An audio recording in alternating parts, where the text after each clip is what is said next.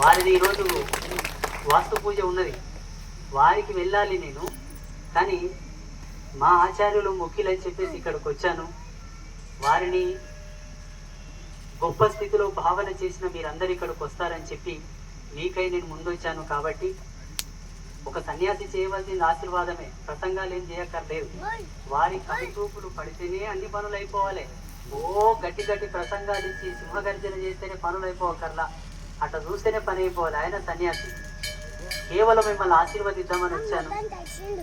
ఈ వేదగిరి యొక్క ప్రాంతాన్ని పరిశీలించి ఇందులో ఉన్నటువంటి దోషములు కానివ్వండి, ఇందులో ఉండేటటువంటి మార్మికతలు కానీ పసిగట్టి ఇందుకు సమానమైనటువంటి శక్తిని ఇంకా ఏమి తీసుకురావాలో కనుక్కుందామని వచ్చాను ఈరోజు నేను. First point. రెండవది గిరి ప్రదక్షిణ.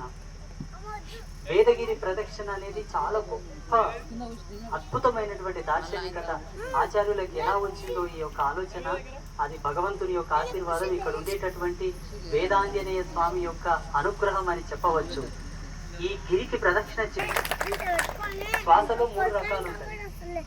ఊర్ధ స్థితత్వంతో ఉండేటటువంటి శ్వాస కేవలం సమాధి స్థితిలో మాత్రమే ఉంటుంది.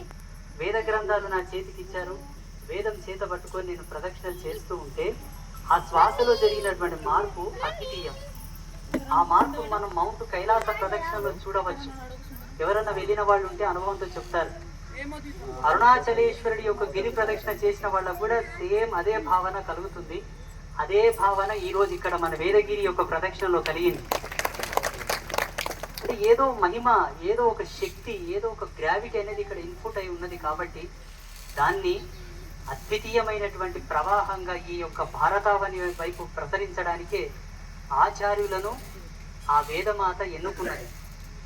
భగవంతుడు సశరీరంతో వచ్చి ఏది చేయడు, ఏదో ఒక అవతారం తీసుకొని వస్తాడు. రాముడిగా వచ్చాడు, కృష్ణుడిగా వచ్చాడు.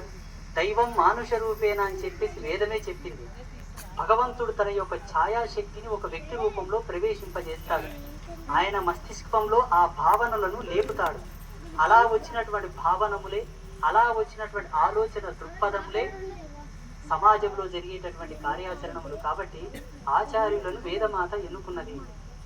దయచేసి మీ అందరితో ఒక చిన్న విన్నపం ఏమిటంటే, ఈ వేదగిరి యొక్క పరిరక్షణలో ప్రతి ఒక్కరూ కంకణ బదులై నిలబడండి.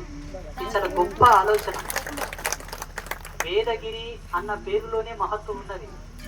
భవిష్యత్తుకి ఇది ఎంతో గొప్పగా సుదీర్ఘమైనటువంటి స్థానంలో నిలబడేటటువంటి నామకరణంగా ఉన్నది. కాబట్టి దీన్ని అభివృద్ధి చేసే పనిలో, ముందుకు తీసుకువెళ్ళే పనిలో మనం అందరం నిలబడదామా వద్ద చెప్పురి? నిలబడదామా? చూడండి, ప్రాంతీయ విభేదం చేయకూడదని చాలా ప్రసంగాలు నేను చెప్పాను. ఆధ్యాత్మిక